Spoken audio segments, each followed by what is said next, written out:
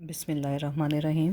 السلام علیکم اسٹوڈنٹس، آج ہم جنوبی ایشیا کی سطح مرتفع یعنی پلیٹوز آف ساؤتھ ایشیا پڑھیں گے، جس میں ہم سطح مرتفع پامیر، سطح مرتفع بلوچستان اور سطح مرتفع پوٹھوہار اور کوہستان نمک کے بارے میں پڑھیں گے۔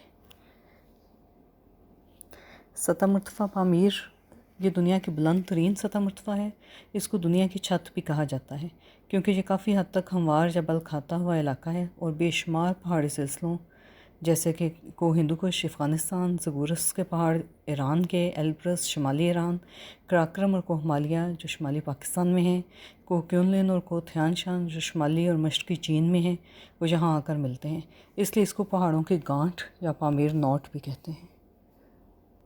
جیسا کہ یہ ہمیں سرخ رنگ کی دنیا کے نقشے میں نظر آ رہی ہے، اس کے ارد گرد وہی سارے ممالک ہیں جیسے کہ ایران، افغانستان، پاکستان اور چائنا، جہاں سے مختلف پہاڑی سلسلے جو ان سے ہیں وہ آ کر پامیر نوٹ پہ ملتے ہیں۔ اس کی اوسط بلندی 13,000 سے 16,000 فٹ یعنی 3,962 سے 4,877 میٹر ہے۔ یہ پہاڑی سلسلے نہایت چوڑی وادیوں سے ایک دوسرے سے الگ ہوتے ہیں۔ یہ نہایت بنجر اور بارانی علاقہ ہے۔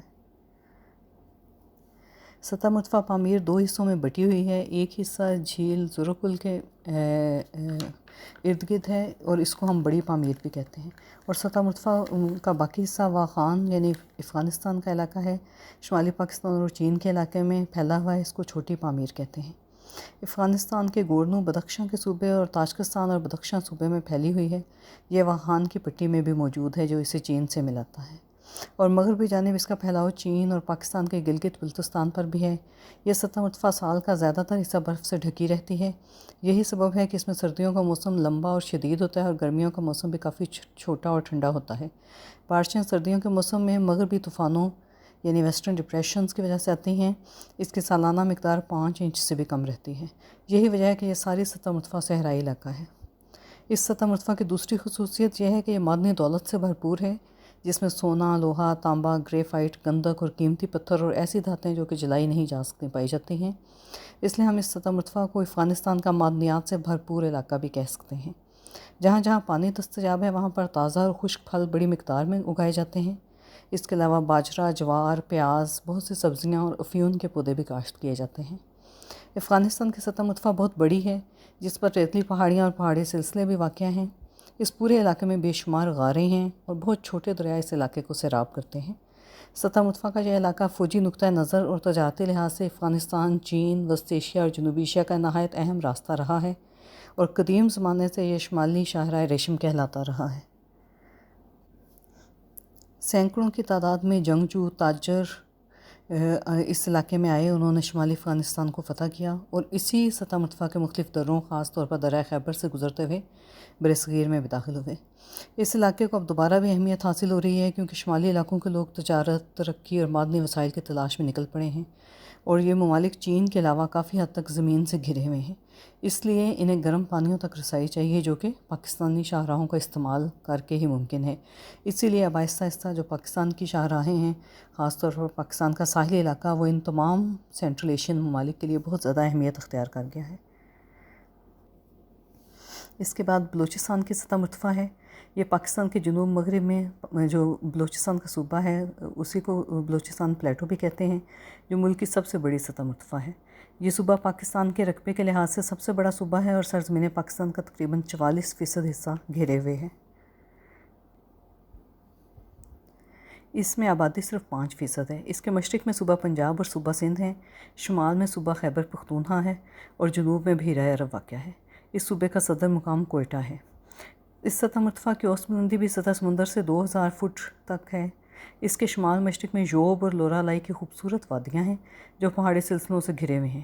اس وادی کی کل لمبائی 100 میل ہے جو درہ گومل کے ذریعے سے فورٹ سنڈیمان اور لورالائی سے ہوتی ہوئی کوئٹہ پہنچتی ہے۔ بالکل اسی طرح کوئٹہ کی وادی بھی پہاڑوں سے گھری ہوئی ہے، جن کی بلند سطحوں پر سردیوں میں خوب سردی پڑتی ہے اور برف باری ہوتی ہے، اور گرمیوں کا موسم گرم رہتا ہے۔ ضلع کوئٹہ اور زیارت اس میں شامل ہیں۔ شمال اور شمال مغرب میں ٹوبہ کرار کی پہاڑیاں ہیں، جیسا کہ ہمیں نقشے میں بھی نظر آ رہی ہیں، جن کی مغربی جانب کو خواجہ عمران کہتے ہیں۔ صوبہ بلوچستان کا صدر مقام کوئٹہ جونسا ہے، وہ کو سلیمان کے اسی گنجان آباد علاقے میں واقع ہے، یعنی صوبے کے شمال مغرب میں۔ یہ درہ بولان کی دریائی وادی ہے اور افغانستان سے پاکستان آنے جانے والی پرانی شاہراہ پر واقع ہے۔ شمال مغربی حصے کے قدرے جنوب مغرب میں چاگی کے پہاڑی سلسلے ہیں جو پاک افغان سرحد پر واقع ہیں۔ بہت ریتلے اور بے جان سے علاقے ہیں کیونکہ بارشیں بے حد کم ہیں۔ اس کے مشرق میں کو رس ہے جو کہ شمال میں مغرب میں واقع ہے۔ یہ ایک نشیبی بین الکوہی سطح مرتفع کا علاقہ ہے، بہت خشک اور صحرائی علاقہ ہے، اور یہ سطح مرتفع خاص طور پر اندرونی نکاس سے آب کا طاس ہے، یعنی اس میں بہت سے چھوٹے دریا جو ان سے ہیں وہ نمکین جھیلوں میں گر جاتے ہیں۔ اس میں بہت سی خشک جھیلیں بھی واقع ہیں، لیکن جو سب سے بڑی جھیل ہے اس کو ہم انہیں مشخیل کہتے ہیں، جو 35 میل لمبی اور 23 میل چوڑی ہے۔ اس میں بہت سے لمبے یا چھوٹے دریا آ کر شامل ہو جاتے ہیں۔ بالکل اگر ہم انہیں مشخیل کے جنوب میں دیکھیں تو سواران اور براہوی کے پہاڑی سلسلے شمال مشرق سے جنوب مغرب کی طرف پھیلے ہوئے ہیں اور 220 میل لمبائی لیے ہوئے ہیں۔ دریائے یوب ان کے شمال میں اور دریائے ملا ان کے جنوب میں بہتے ہیں۔ ان کے جنوبی حصے میں جو کہ پاکستان کے بالکل ساحلی علاقے کے ساتھ مکران کے پہاڑی سلسلے ہیں۔ بلوچستان کے جنوب میں ساحلی میدانی علاقہ ہے، یہ جو آپ کو سبز رنگ کا ساحلی میدانی علاقہ نیلے سمندر کے ساتھ ساتھ نظر آ رہا ہے، اس میں بہت سے ہموار دلدلی علاقے ہیں۔ یہ سارا علاقہ ریت کی ٹیلوں سے بھرا ہوا ہے۔ یہ ساحلی میدان بہت بنجر ہے، اس میں کچھ حصہ ایران کے ساحلی میدان سے بھی ملتا ہے۔ پوری ساحلی علاقے کی کل لمبائی 600 میل یعنی تقریباً 965 کلومیٹر ہے۔ یہاں کی آب و ہوا نسبتاً معتدل ہے، سردیاں کم سرد ہیں، ان میں درجہ حرارت کبھی کبھی نقطہ انجماد تک نہیں پہنچتا اور گرمیاں گرم اور خشک رہتی ہیں۔ صوبہ بلوچستان کا سب سے بڑا دریا دریائے یوب ہے جو دریائے گومل سے جا ملتا ہے۔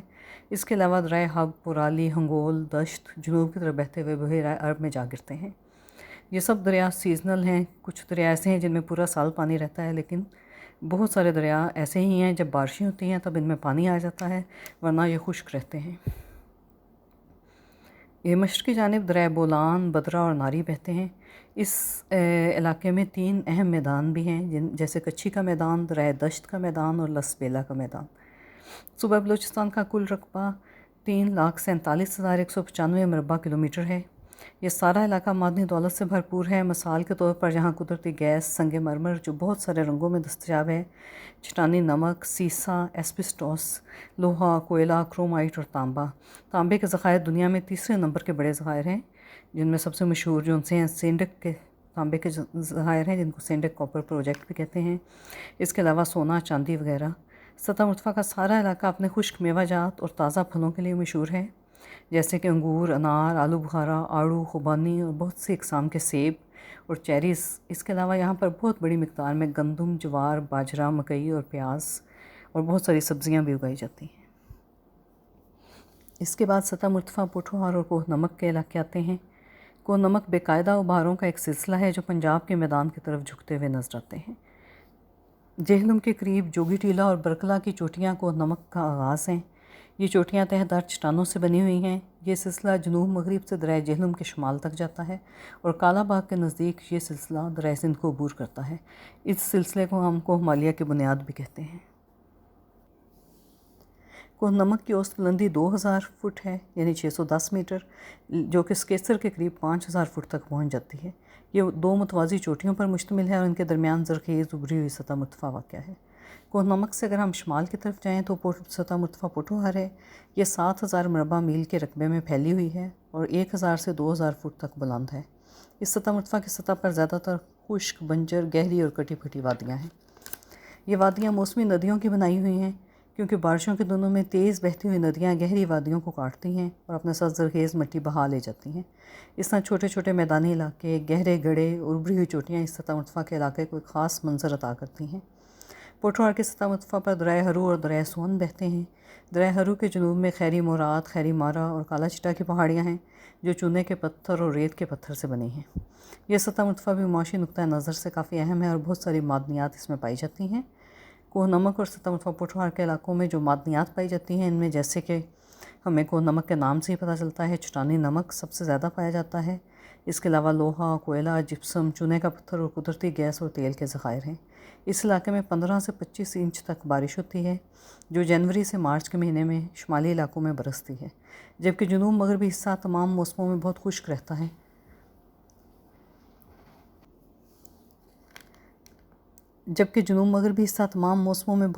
رہتا ہے۔ اور قدرتی مٹی بہت ریتلی اور پتھریلی ہے، یا دوسرے الفاظ میں یہ سرزمین بہت سخت ہے جس پر کوئی آبپاشی کا نظام نہیں چل سکتا۔ کھیتوں کی باڑیں بنائی جاتی ہیں تاکہ نمی کو روکا جا سکے۔ آج ہم نے پاکستان کے سطح مرتفع پڑھی ہیں۔ اب جو نیکسٹ آپ کا لیکچر ہوگا وہ انشاءاللہ بھارت کے سطح مرتفع کے بارے میں ہوگا۔